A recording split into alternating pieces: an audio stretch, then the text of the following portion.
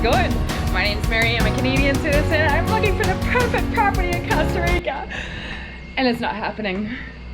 Here I am today in a very small town called San Pablo, outside of Perez de Ledon, San Isidro de General, in the province of San Jose.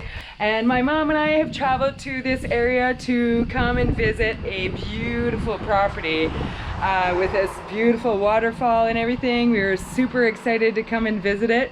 And we got to this area and we realized it is so hot. And it's not just like a hot day, it's like a hot climate and it's dry. There is dead grass everywhere. We actually have been living for 8 months now in a super lush jungle climate. And I'm sorry. Looking for building homesteading and being able to grow our own food all year long. And if we're in a super dry climate where all they can grow is coffee and bananas, that just totally freaked us out. And actually my mom was like, turn around, we're going. She didn't even want to see the property. I was so disappointed, you know, but she's right. If you know you can't live in a certain climate, why bother? Why spend more time looking at properties and getting somebody to share us their property when we know we don't want to live there? So here I am. It's kind of weird. If you might notice, I'm hanging out in a cemetery because this overhang here is the only place I can find some shade. And since we woke up this morning, there's been this weird vibrating noise. Thought, okay, it's got to be something, some like industrial activity, some commercial activity that's making this vibrating noise. And then we've been hearing it again here, and we're in the middle, pretty much up on a mountainside. We actually just stopped the car at a bus stop to check Google Maps, and this is what we're parked under. It's crazy.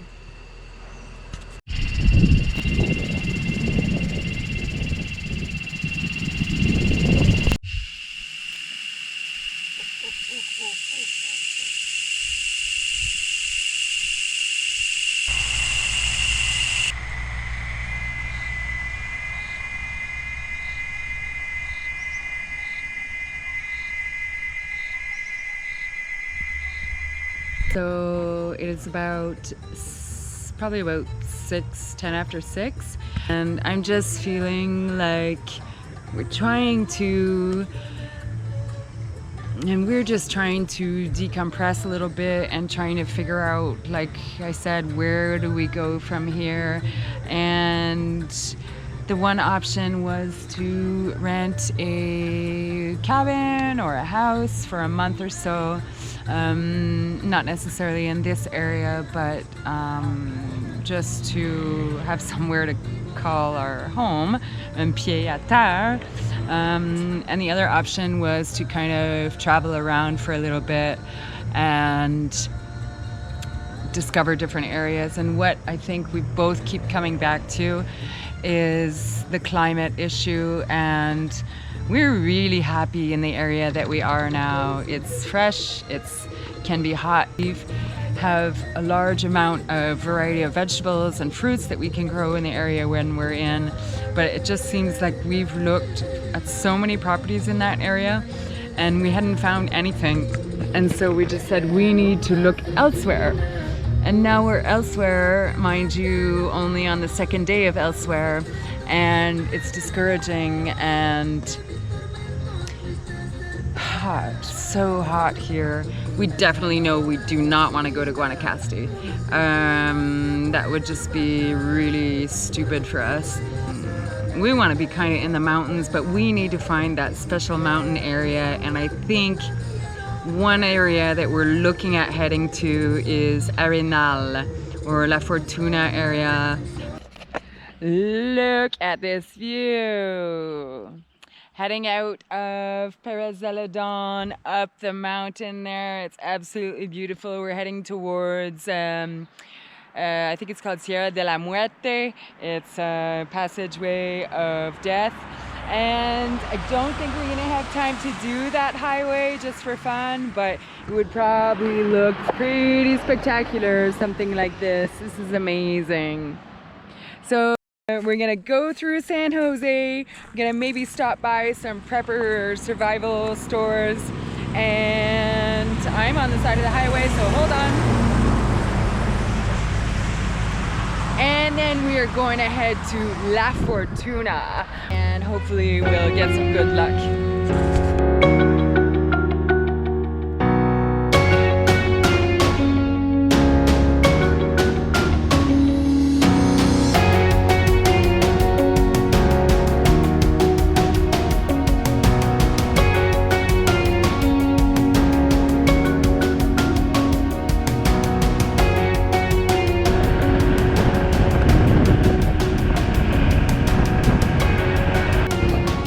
I made it to navigating through the city and we're going right there. It's an army surplus store and I guess this is a tinfoil hat preppers part video and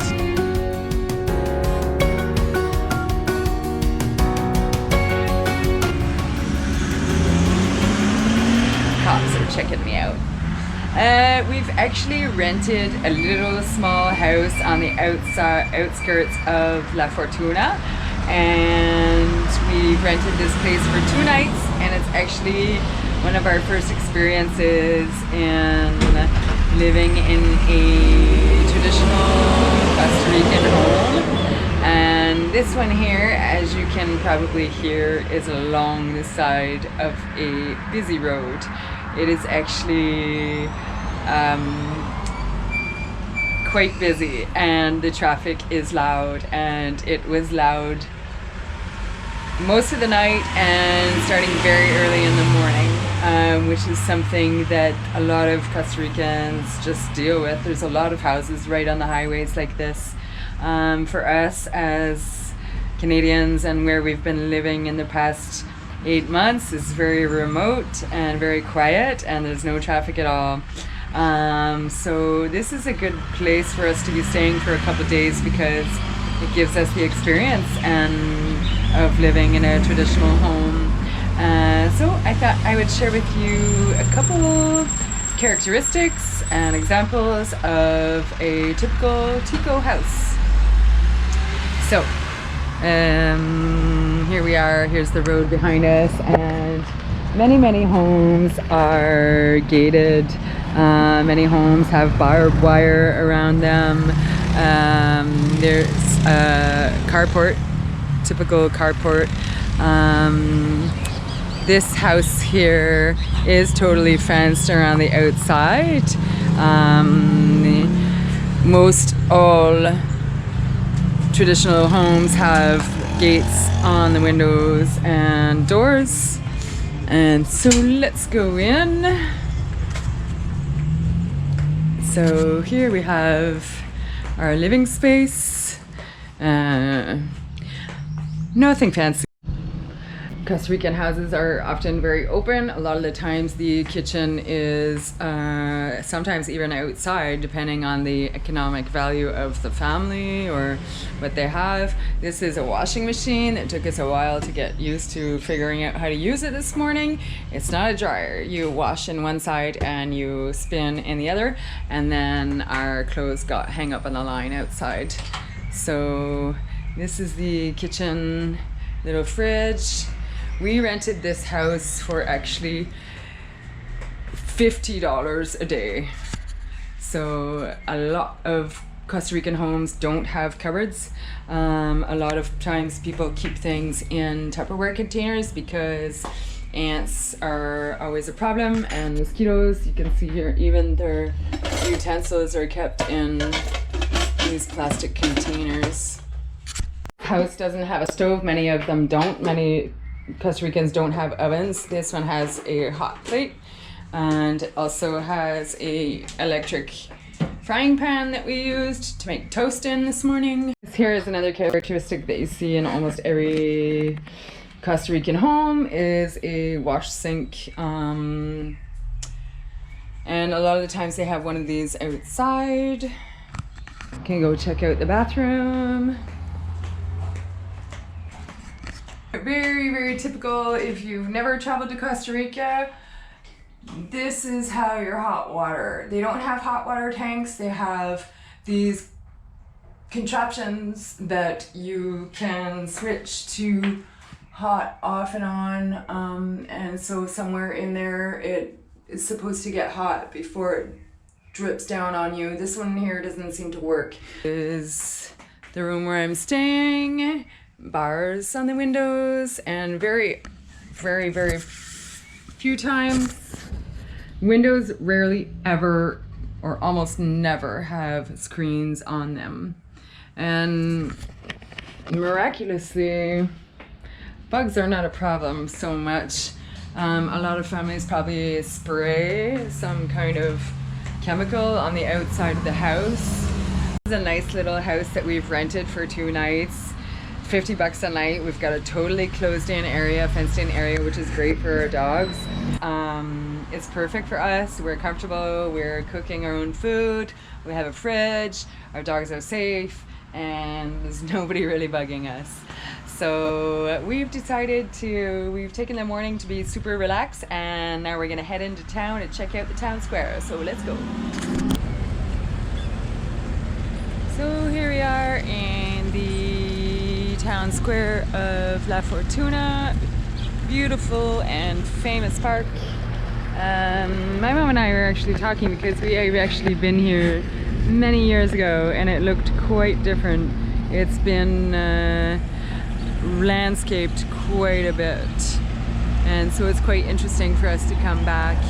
Here's the famous church, and the volcano is actually directly in line behind it. But it's super cloudy today, so no luck on that. Here you can get some shaved ice, and it's a dog-friendly park. You can see that guy over there in the trees just having a big nap. I gotta say, it's quite something to be in such a touristy town and see so many tourists. Yeah, it's kind of cool.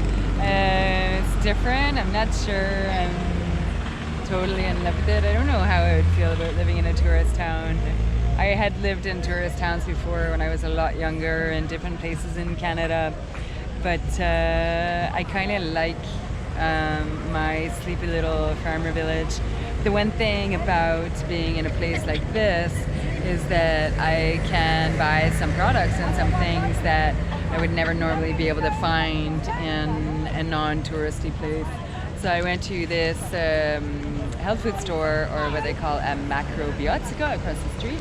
It's called El Angel Azul, the Blue Angel, and I was able to find some organic chickpeas or garbanzos and some textured soy protein. So I'm really excited to have some organic garbanzo beans so I can hopefully plant them.